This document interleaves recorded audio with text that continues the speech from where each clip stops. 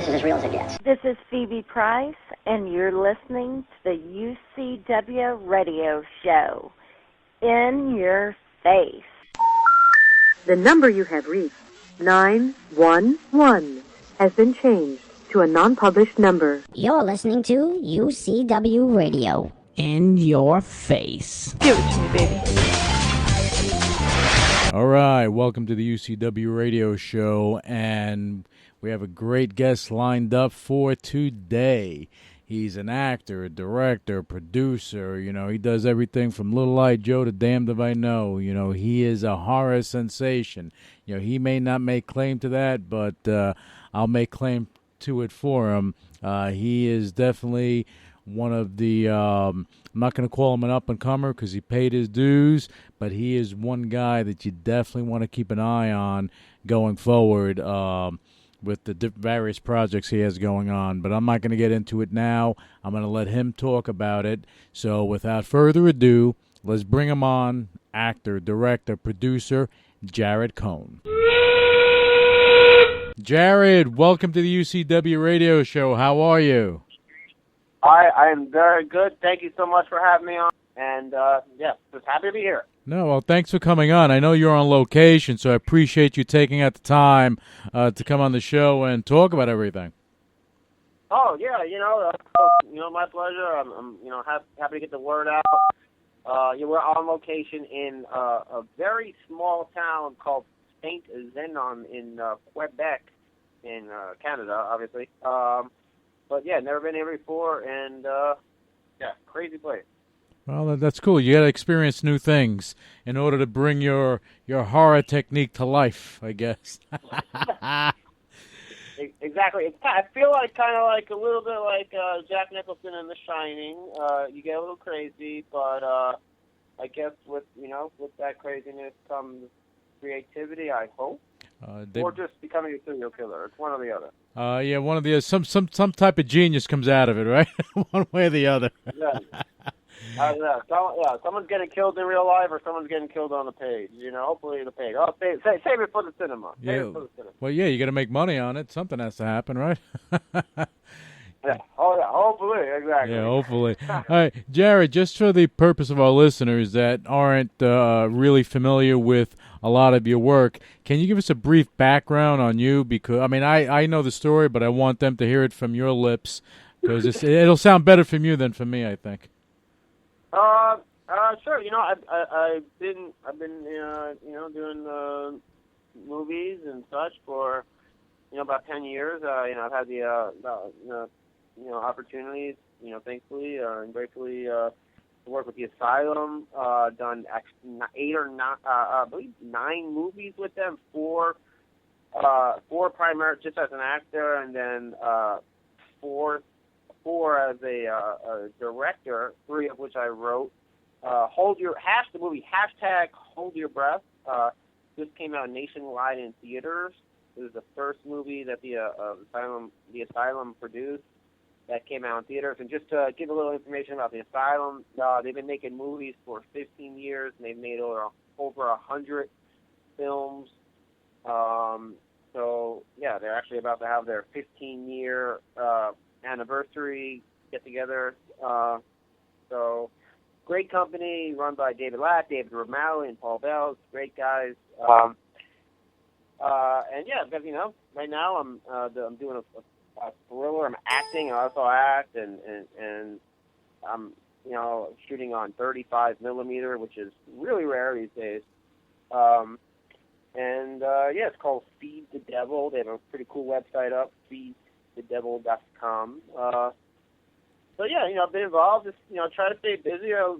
Love the cinema, as they say in Francois, or maybe they don't say that, but that's my little French accent. You're getting cultural on us. I don't know. Hey, I in the cold weather, it brings it out of me from time to time. Yeah, there you go. You start breaking out into various languages. Now, you're being kind of modest, Jared, because, from what I'm understanding, and the word around the block is that you are a big thing in the horror business right now. Well, I mean, I feel like You may not want to say it. You may not want to say it. I'm just saying this is what I'm hearing around town. I mean, I appreciate it. I'm happy. I'm just happy to be working consistently. The way I look at it is, if I'm working consistently and people are taking notice, that to me that's a good thing. I feel like if I just don't like to, yeah. And, I'd rather, whatever. No, I wouldn't say I'm a big thing. That Steven Spielberg is a big thing. Arnold Schwarzenegger is a big thing. Jared Cohn is just fucking the kid from the suburbs, Long Island, New York. Well, you're definitely in the mix, my man. You're definitely in the mix. And it's funny. You didn't, when you first started in entertainment, you didn't jump into horror right away. Well, I never. Yeah, it was never my intention to primarily focus on doing horror movies. But if it's a good script, I just happened to kind of fall into doing more horror because I auditioned for Way the Vampire, and that was a horror movie. That was kind of my first deal with the Asylum, and they do more horror, so yeah. Yeah, but I love the genre. Well, and you have a lot of drama with what you do, and you just said you're busy, you're working. You had hashtag. I love the genre. Not the drama. I'm talking about the genre of horror. The genre, the drama. It's you mix it all together, you come out with good product. Yeah, it's a good story at the end of the day. Yeah, at the end of the day. I guess it really doesn't matter what genre it is, Yeah, well, exactly. And you mentioned Pan Hold Your Breath. You were the director of that flick, right? Yeah. I was that, and I was actually also. I will also plug out for Lifetime and the Asylum. I was the first director to do a movie for the Asylum that premieres on the Lifetime network. Born Bad.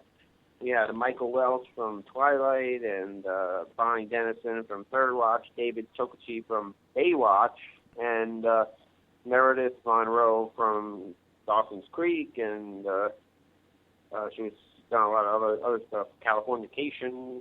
Great actress, great cast. But yeah, it's all good, Well, good being about creative people. Yeah, but the thing is that I find about you, about your background interesting. I'm kind of partial because you're a New Yorker, so I have to present you the proper way. But you're a smart guy, and the reason I say that is that you have, and I say this on the show a lot, where you have someone that is a performer. Okay, they're an actor, actress, and that's what they do. And they'll go and they'll act and they'll perform, and they think that that's it. You kind of like smart people in Hollywood. You learned the whole gambit, so that you understood the writing, the directing part of it, the production part of it. You use all those tools to hone your craft. So you're seeing things from different people's perspective, which makes it. It allows you to produce a better product from what I can see. Yeah, if you understand, it helps with the other. If you're acting, it helps with your directing. If you're directing, it helps with the acting. And if you're writing, and luckily I had the opportunity to learn how to edit. I did a lot of editing. Became pretty good with After Effects, and doing title sequences and building websites. I graduated from a New York Institute of Technology with a BFA, and just very good education. They gave me a very technical. So I consider myself more of a. My mom's a painter, dad's a photographer, so I have the creative flow within me. So it's like being able to learn the technical side of stuff, it definitely helps. It helps having edited stuff with acting, because then you realize, like, if you're doing something completely different, like how much you're actually going to fuck up your edit. Fuck with your editor. Editor's going to hate you. You don't want your editor to hate you, and he's just not going to use it. So if you're not doing the same, if you're smoking a cigarette in one scene, in one take, and then the next take you're like, you know what? I don't feel like I'm smoking a cigarette anymore. Like, and you have your master shot where you're smoking, and then your close-up where you're not smoking, then you can never use the master again because it's fucked up. Because you had some moment. And I've seen acting teachers say, like, oh, completely say things like, don't worry about the editor, like they'll find a way around it. Like no, you really have to be more cognitive of the other people, part of the process. So I think it's just disrespectful to not understand. I mean, not disrespectful, but I mean, just not cognitive. You know what I mean? Well, yeah, you have to be cognizant of what what the whole machine is doing. Because if you're not, then you can actually make it more difficult. And at the end of the day, people that make it easy and they work with the directors and they understand what's going on, the producer loves them. Reason being, it saves money. It saves money. And there's the type of people that they'll continually bring back. And right. It goes, and like the actors that are cool and that are professional and aren't a pain in the ass. Those are the people that like I love to work with, and those are the people that I will continually bring back and work with, and I feel like that's on a small scale how it works on a large scale. I mean, I mean, it's the way it is. If you're cool and you're good with people, and if you're not gonna create problems, then you're good to work with. Yeah, well, that makes you valuable, and especially if an actor's working with a director and they make it easier for them to have the takes and to get the footage and to get the right angle, and they understand everything and they're easier to work with. Yeah, you're gonna want to have that guy the next time. They can become one of your go-to people. At the end of the day, if someone's less, I would say, yeah. I mean, here's the thing. It's like if someone's less talented, but they're just so much of a pleasure to be around. And I mean, when you're making movies, you're in the trenches for months or weeks or whatever, however long it is. So it's not.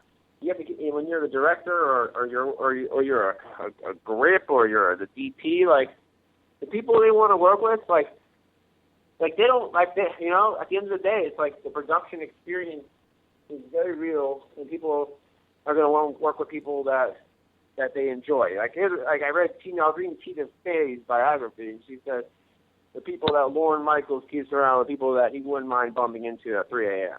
Right. You know what I mean? Like when you're fucking grumpy at 3 a.m., if you bump into somebody, yeah. I mean, if you don't.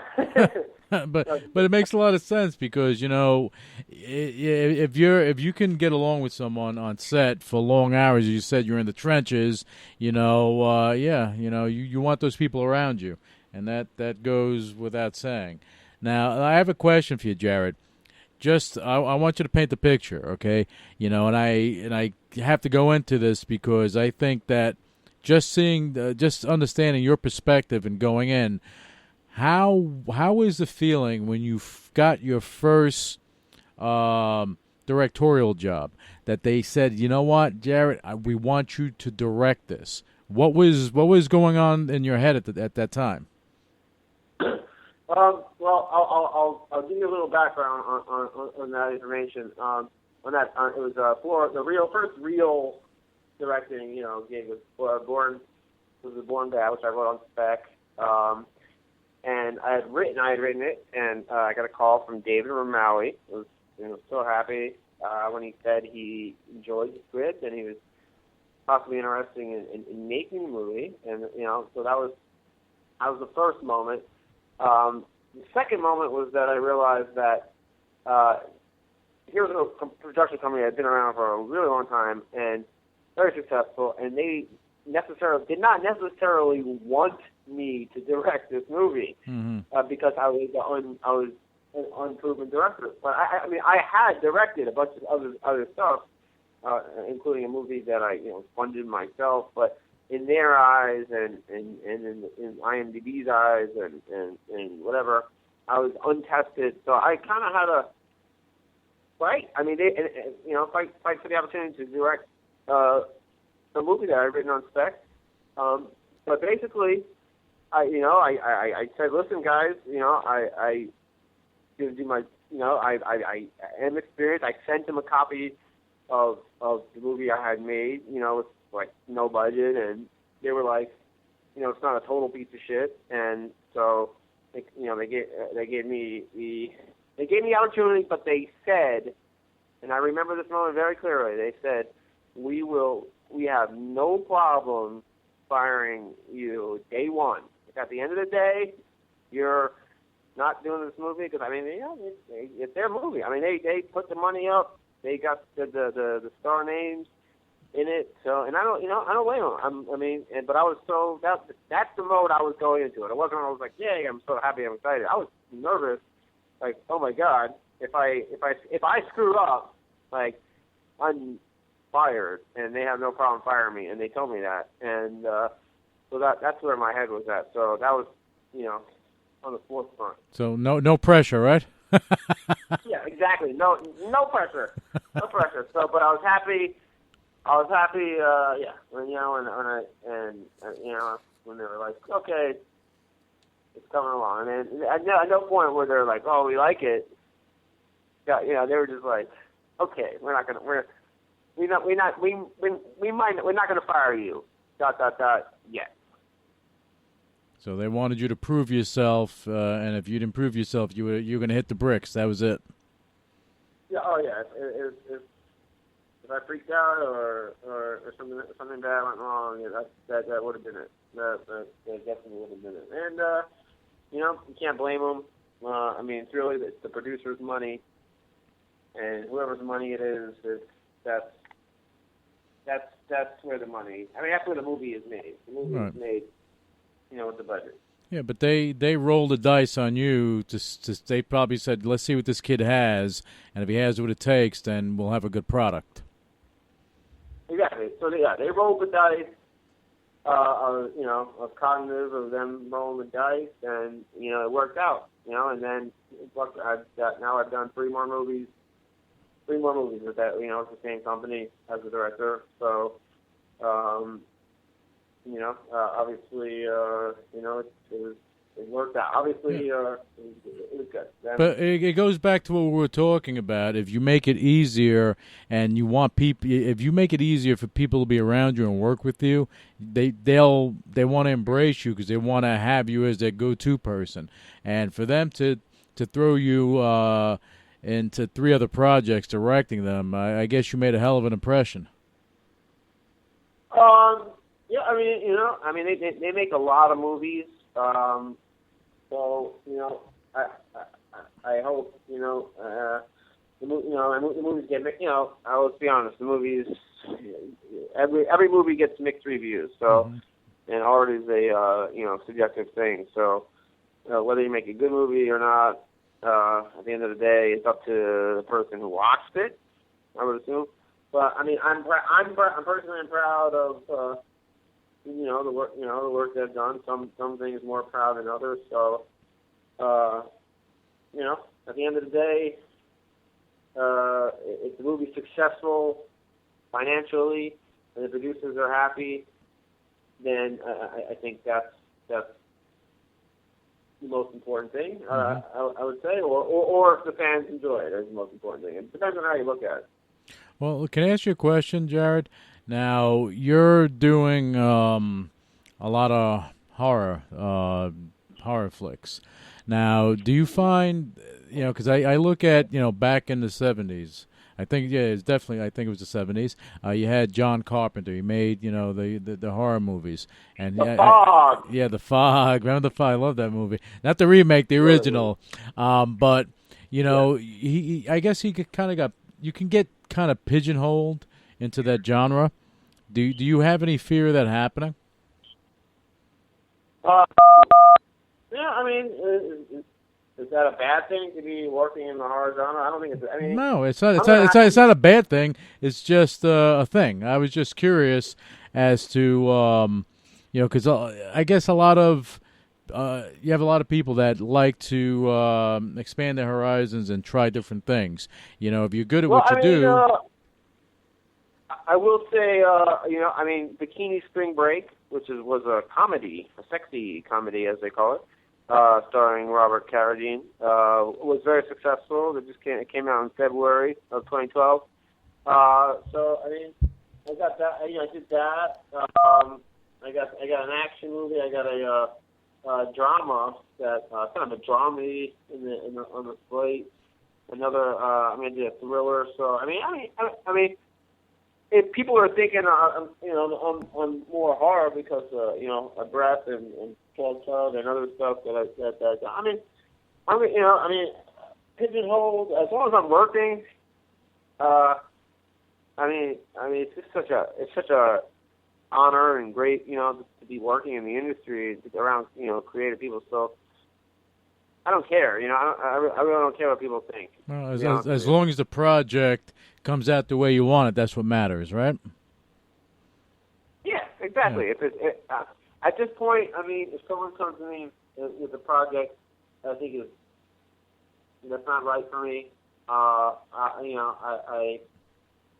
might, hopefully we'll be able to say, I don't want to do it. I mean, obviously, you gotta pay your bills and you gotta work. So I mean, I take each opportunity project as look at it as its own. It depends, regardless of what genre. But I love horror, and I would never turn down a horror movie just because I thought I was doing too much horror. I mean, look at Sam Raimi. Mm-hmm. And look at Eli Roth, and he's acting in Inglourious Basterds and doing and directing great horror movies. So I mean, it's like I feel like nowadays, you can kind of get away with that more. It's a little different than when John Carpenter was making his movies, because of the way digital media is and everything's so fast now that you can actually be broad-based and still have a heavy concentration in one genre and still do other things. Yeah, I feel like if major celebrities are now able to go to the ABN and hang out there and have their pictures taken, and people are more open-minded. And if people who don't know what ABN is, I don't need to explain. They could be on the inside. Yeah, the inside track.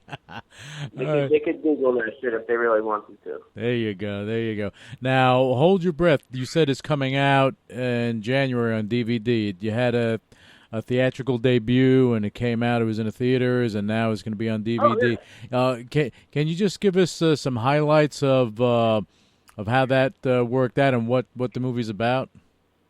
Oh, it's great. We had a whole red carpet event. We had the movie at AMC's and nationwide, major cities, New York, Philly, Seattle, L.A., Atlanta, Dallas, blah, blah, blah. I can't remember the rest of it. You can go to holdyourbreathmovie.com. There was a whole contest that they had where the winner gets killed in an asylum movie. Nice. Yeah, there was a lot of buzz and press and hype, and it was great. It was great to be around that, and the party was great. The movie. That was actually the first time I'd seen the final because they were tweaking it up until the last minute with the audio and the color timing and the effect. But it's great. We got a 4.5 out of 5. Nice. On Wicked channel we got some good reviews. We also got some shit reviews. Someone said it was great. Someone said it was aggressively mediocre. So people. There's always going to be mixed reviews. So not everyone's going to love you, and that's something that if you're not taught that early on, you're going to be set for disappointment for the rest of your life. Yeah. I kind of gave up on trying to. I don't think no movie has ever come out where it's been 100% loved or liked by everybody. So at the end of the day. Who cares? Make the best movie you can. So I was fortunate enough to, have some good reviews, which I'll read those and attempt to disregard the negative ones. Yeah, don't listen to the naysayers. What do they know? Yeah, exactly. there will always be naysayers, so let them naysay. Yeah, well, I mean, the more successful you get, the more they're going to nay. So, let them do their thing and just keep proving them wrong and keep being successful and keep making stuff happen. Now, Hold Your Breath, as I said, is going to be coming out in DVD, and that's going to have, I guess, international distribution in January, right? Yeah, January. It's available on Netflix and such right now. It actually it came out in theaters and on VOD at the same time. See, and you know what's going to happen after we're done with this show? Now I'm going to have to go to my Netflix account, which I haven't opened up probably in a few months, and now I have to watch the movie. Yeah. And, you made my night, Jared. Hey, I'll give you a movie marathon because right now on Netflix is Bikini Spring Break, Born Bad, and Hold Your Breath. Holy crap! But you don't want me to sleep, do you?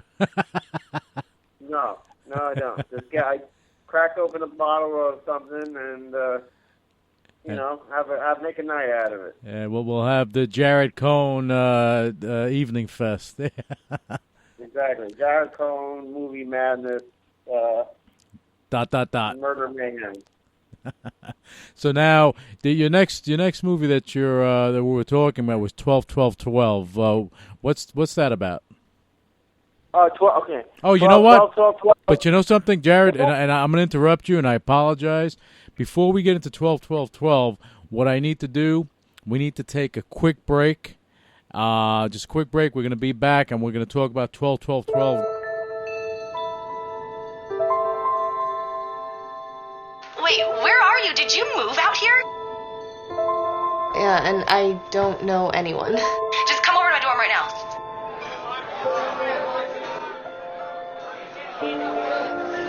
Hey, I'm Denny. I'm Brooke.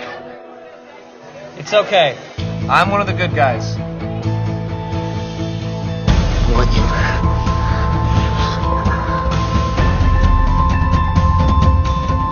Why don't I ask your permission next time I want to go out, Catherine? Brooke, where are you going? Brooke.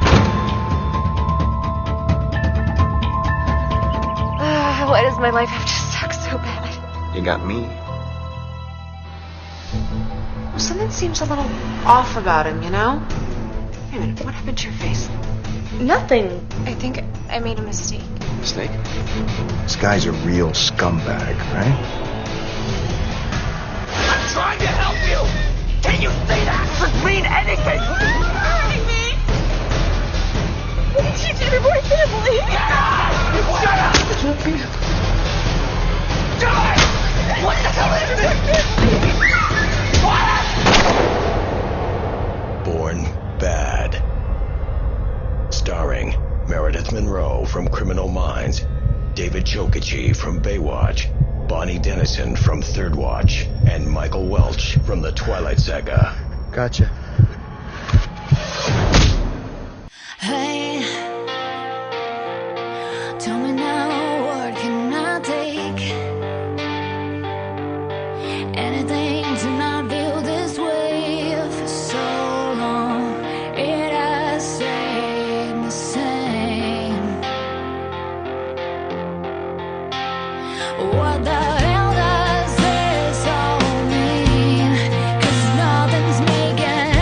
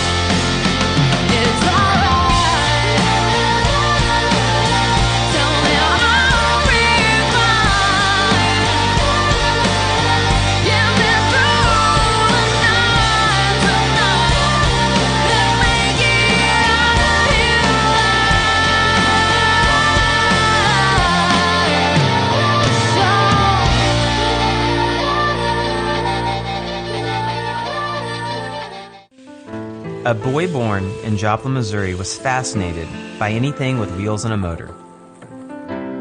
The odds of him going on to fascinate millions with his talent? 1 in 260,000.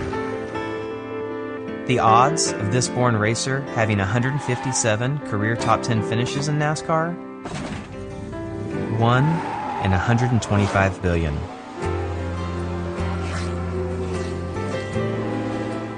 The odds of him winning both the Daytona 500 and the Brickyard 400 in the same year? 1 in 195 million.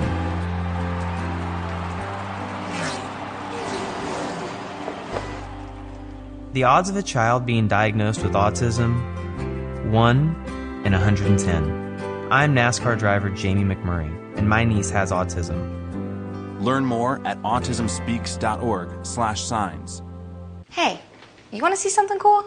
Check this out. My name's Anitra, and I'm going to rock your world. Wow. Oh my gosh, look at that. Wow. Oh my God. Along with my boys Mikey and Joey, I need the Shalava Brothers stack. We're knocking down walls and taking names. Your brother's actually getting something done. And everyone gets to play. Progress is slow. We should be finished by Christmas. Girls with power tools, rule. We're not just bringing back the den, baby. We're making mega dens that'll blow you away. Wow! Anitra, it's unbelievable. That is cool. You want some of this? Facial recognition, motion activating. They're gonna wet their pants. This may be the coolest room I have ever seen. Because life is too short to live without a mega den.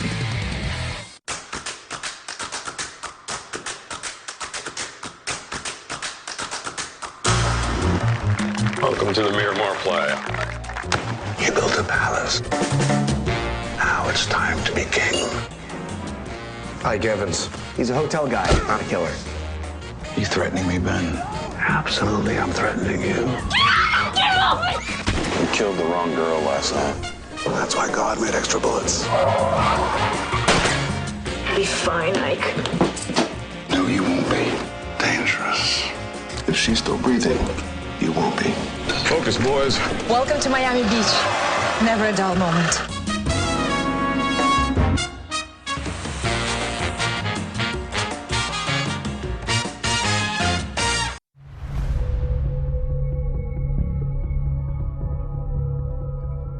You're having a baby. Are you ready for that? Ow. It's like you bit me or something. What happened at the hospital? Who is that? Are you aware of your baby being born on 12/12/12? Is that supposed to mean something? They think that your son is the one. He's my baby, he's not the devil. Oh, stop!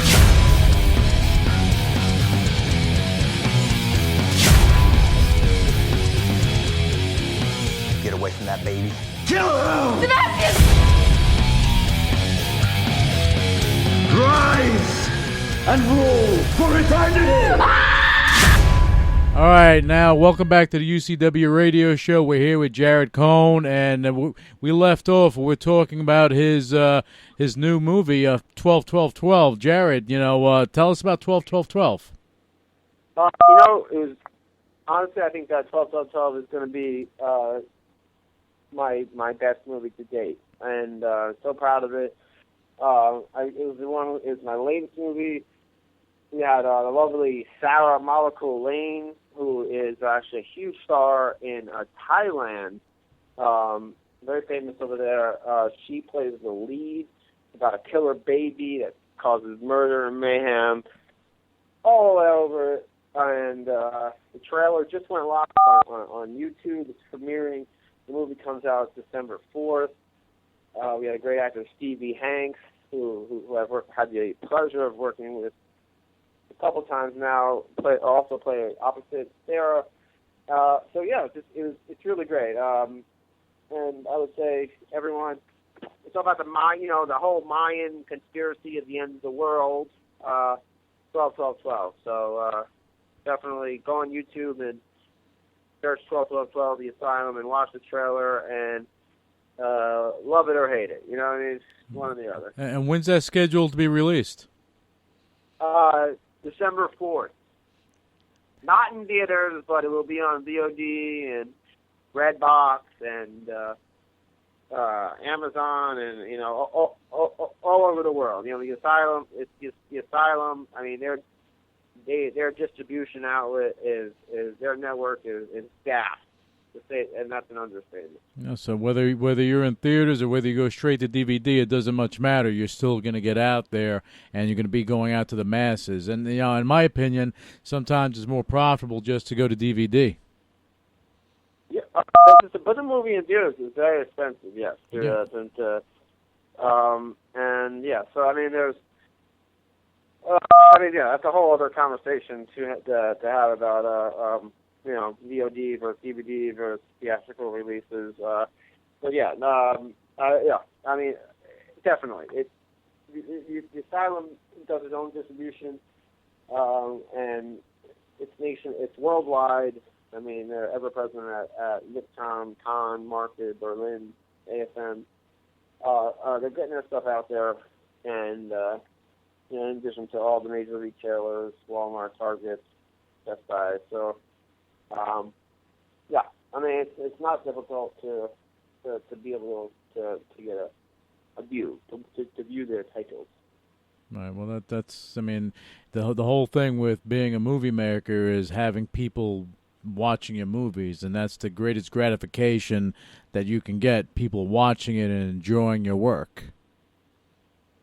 Yeah. Hopefully. Yeah. Yeah. Yeah. Well, one thing to get them watched, there's another thing to get them to enjoy. But yeah, absolutely. If they can do both, then that's great. Well, that's all good stuff. Now, what's the project that you're working on right now? Because I know you're on location right now. I am on location right now. I'm in a town, Saint Zenon in Quebec, which is in Canada, obviously. Called Feed the Devil, being shot on 35 millimeter on these awesome antique Lomo Russian lenses. It's just looking absolutely beautiful. We're shooting scope. So I'm playing the lead role, small cast. It's like a 45-day shoot. So yeah, I've been in the middle. Like I said, I've been like Jack Nicholson in The Shining, middle of the woods, middle of nowhere. But check out feedthedevil.com. It's going to be great. The director and director of photography, the same person, Maxime Pellier. Max Pellier, his last film, The Ante, made it to Sundance. Actually got into Sundance, and this film, he's saying is much better, or whatever. He's saying he's more proud of it, or whatever. That was 5 years ago, so. He's learned a lot. Needless to say, he's a big commercial director in Montreal. Does a lot of commercials, music videos, clever videos, etc. And Feed the Devil. Check it out. Check me out. And that's feedthedevil.com, right? Feedthedevil.com. That's it. Yeah, you'll be able to see some synopsis and cast bios and things of that nature. Well, I think it's great, Jared, that you can go from producing a film, directing a film, you're open to acting in films and doing whatever is necessary to be part of a good project. And that diversity and that willingness, again, shows the value in the artist. And I'm sure that, any production company, anyone that's out there that's working with you, they have to be pleased that they have you on their team. Well, I'm just happy to be working, and the reason, just to give a little bit of insight, the reason why I had to, no, not had to, but the reason why I branched out was because of failure. I failed as an actor, and I went out to L.A. when I was 19 to just become an actor, become a movie star, stars in my eyes, blah, blah, blah. And, I was fortunate enough to work with some really great projects, but I wasn't making it financially. And that's it. I was still, having to wait after years and years. I was still, waiting tables and catering and so I was like, okay. So I say, as opposed to doing this, I'm gonna start writing. I'm gonna start editing video and taking actors' headshots. I mean, just hustling. I mean, you got to hustle to stay in the biz. Yeah, it's tough. Well, you started digging deep into your New Yorker and you to make sure you survive. I'd rather be on a set, being around other filmmakers than serving pasta fagioli. Yeah. Not that I don't love pasta fagioli, but let's be honest. But you want, I mean, working and keeping yourself busy, and that's what it's about. And that's why your resume keeps growing, and that's why you have, production companies, you have other directors, you have, people looking at you and trying to bring you in. You can only do so many projects at once, but it must be a good feeling, people seeking you out for projects now. I mean, if you can, to get offered a job above the line, which writing, directing, acting, producing, without having to audition or interview is it's the most wonderful thing. It's reassurance that you at least came somewhere, and it's great. I mean, it really is the best thing ever. I mean, I've had a lot of friends. I mean, I've had a lot of friends that are a lot more successful, and a lot of friends that are a lot less successful. So, it's you never want to be quite too. It's the second you feel content, that's when you're doomed. That's when you're done. Well, that's like anything in life. When you become complacent and you're okay where you're at, you're done. You're done. It's over. Done. People get lazy and they get complacent and they think, okay, I made it to this point. That's all I have, and then that's not a good thing. That's definitely not a good thing. But it's good that you realize that, because it just keeps you rocking and rolling and making things happen. And you're not afraid to work, which is good. But it's, as you said earlier, it's a blessing that you're working, and that's what it's about, keeping yourself busy. I mean, and it's one of the few industries. I mean, and I think it goes with all creative industries. If you're fortunate enough to be working as an artist, whether you're a musician or a painter or a filmmaker or an actor or a writer or whatever, if you're fortunate enough to pay all your bills and live on your own, and doing what what you're passionate about doing, then it's great. I mean, because there's so many people that, and God bless them, that are having to, to wait tables and audition, and I've done that. Here's the thing, I've done that, so I get it. You know what I mean? Mm-hmm. So it's like, I'm just happy to be here. It's like you climb through over a mountain or a figurative hill, and but you got to fight to be up there, because there's leprechauns and demons and dragons trying to throw you off. Nobody's going to give it to you. You have to go and get it. Yeah. I mean, no one's just sitting there saying, "Hey, here you go. You don't have to work hard." You actually have to. Unless your last name is very recognizable. Yeah. Let's be honest. Yeah, that's true. That's true. But nepotism. Nepotism when it's friends with you is always a welcomed gift. Yeah, but you know what? I always find it to be a lot sweeter when you fight and you win and you make it, because no one can ever take that away from you. No one can say, "Hey, you were given it." Nope, I fought for this. I made it, and this is it. Absolutely. Yeah. Absolutely. Absolutely. However, after a time of being around good company, those same people will call you up and they'll say, "Hey, how about you for this part?" Or "How about you direct this?" Because they know you and you're their friend. So if you you've fought and you've earned that nepotism. Right. So that's earning. That's different than something being handed down to you. You earned it, so you earned that right. So that's okay. That's fine, because you build those relationships and you get to that point in Hollywood. That's the nature of the beast. But you have to get there. And you're not exactly. Things weren't handed to you, and I know that. That's why we're talking about this, because it wasn't just, hey, here you go, Jared Cohn, here you go, you're a superstar. No, you had to fight and crawl rung by rung and go up the ladder and get to where you're at, and you're still going up because you have more of a journey to go. I got a fuckload. I mean, the journey never ends, and you got to enjoy the journey. But yeah, I'm not complacent where I'm at with my career, if that's the implication. But I don't think most successful people are, and I don't think they ever are. But I mean, that's the curse of being an artist or being in a creative field, is you always strive to do better and better work. Not necessarily more work, but better work. But to be working in today's day and age is also is one thing. It's not like when the 1600s and we're growing our own food, stomping on our own grapes, making our own wine, and we're just painting.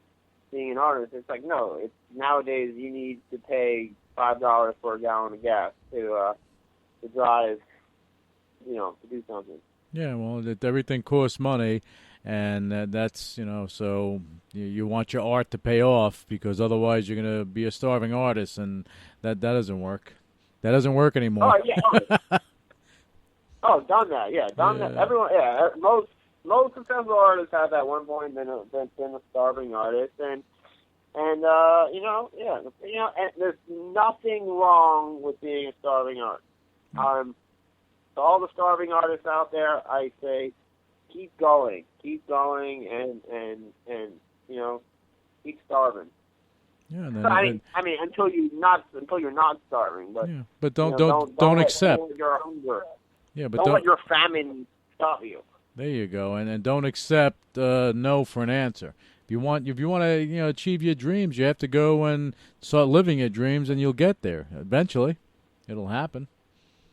As long as you work hard. Hopefully. Oh, hopefully. Now, Jared, let me, because I know you're on location. I know they probably have that light going on for you, so I don't want to keep you too long. But what I want to do, if you can, if you could give advice to any up and coming talent, director, producer, actor that's out there that's listening to this show, what advice would you give them as they're entering into the entertainment field?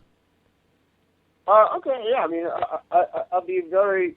I'm tired of the vague information that people give and say keep going, follow your dreams, and don't stop. Blah blah blah. I'm going to be very specific. It's today's day and age.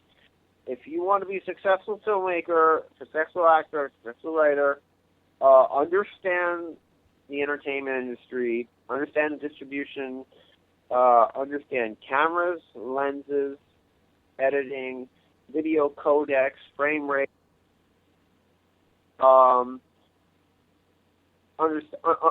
understand NTSC broadcast rules and regulations versus that of PAL, understand depth of field, the latest cameras, color correction, understand the difference between just graphics cards or GPU acceleration. Learn in editing too, whether it's Final Cut or Adobe Premiere or Sony Vegas, or write some screenplays, take an acting class, and be a good communicator. Speak well. And, understand the difference between an XLR connector, between a quarter-inch connector, between a 1/8, and be, of the technology that we live in. And, understand HD versus 4K versus 6K.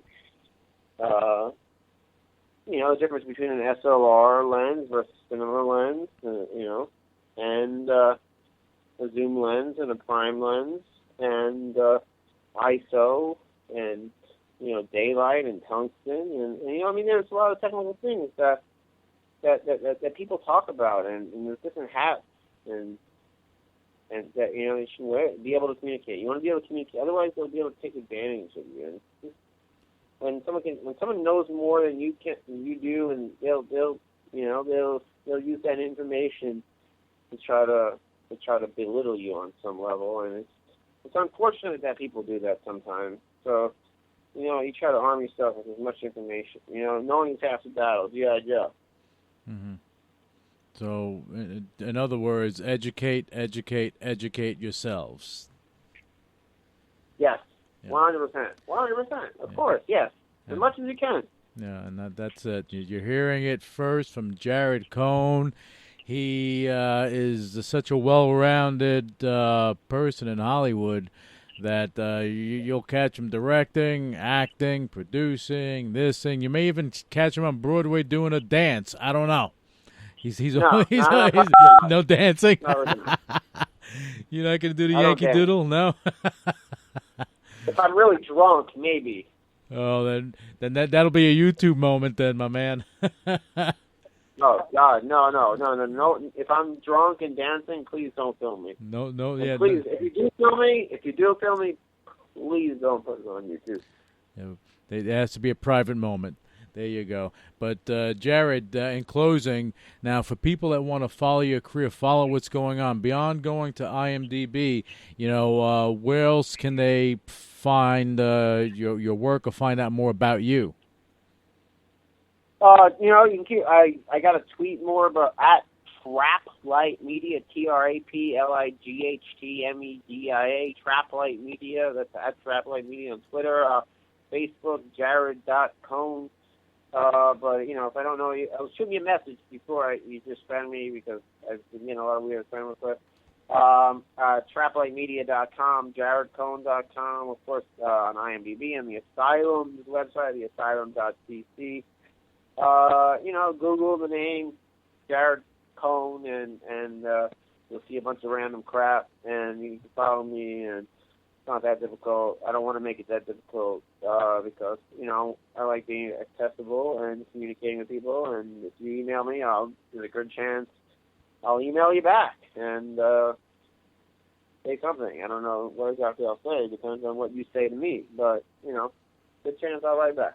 Oh, there you go. You have someone that's open in Hollywood, so reach out to Jared Cohn, go on Google, pull up his name, go on IMDb, go to traplightmedia.com, check him out. This is a guy you want to keep tabs on as the months and years go by, because this guy is going to be shining brighter and brighter as each project goes along. So I want you listeners to keep track of him, because I think you're going to see some major things going on with him as we roll on. But Jared, I want to thank you for taking time while you're on location to come on the show. It was great having you on, great insight, and great advice to the up-and-comers in Hollywood, and, educate themselves, and what I went off on a little tyrant, but the most important thing at the end of the day is no matter what you do, just hustle. Hustle hard. It ain't easy, but you can make it. You can do it. Just hustle hard. Yeah, and that's it. Hustle hard. I'm gonna put that in quotations. Hustle hard. That's per Jared Cohn. Okay, Jared, thank you again. And what I want to do is, when your next project is done, I want to bring you back on so we can talk about it and get some insight on that project and what you have going on, and just constantly update the listeners and your fans out there. Yeah, anytime you want me back, I'm happy to talk to you. I had a great time talking to you. I think you asked me some great questions. It was exciting. It was different. It was interesting. And I appreciate you, having me on the show and asking me the questions. And I had a pleasure. So, yeah, it's my pleasure at any time that you want. Just hit me back, and talk. I'm here. All right. Talk to me. Thank you so much, Jared, and good luck with the rest of your filming. You have another 40 days of filming and whatever you need to do there. So hopefully that you'll see that at Sundance as well, and see some great stuff coming from you. Yeah, Exactly. Just enjoy each day as it comes, and hopefully this film will do well, and you hope for the best. Prepare for the worst, hope for the best. There you go. But you're involved in the film, so it's going to do well. I have no doubt about it. Thank you. You got it, Jared. Thank you so much, and enjoy the rest of your shooting, and we will catch up, when you're done filming. Thank you. Yeah, thank you everybody for listening. If you made it this far, God bless you. Yeah, I think they're listening, Jared. Take care. Take care. Initiating shutdown sequence. You're listening to UCW Radio. In your face. What is your major malfunction? So let it be written. So let it be done. Ladies and gentlemen, my mother thanks you, my father thanks you, my sister thanks you, and I thank you.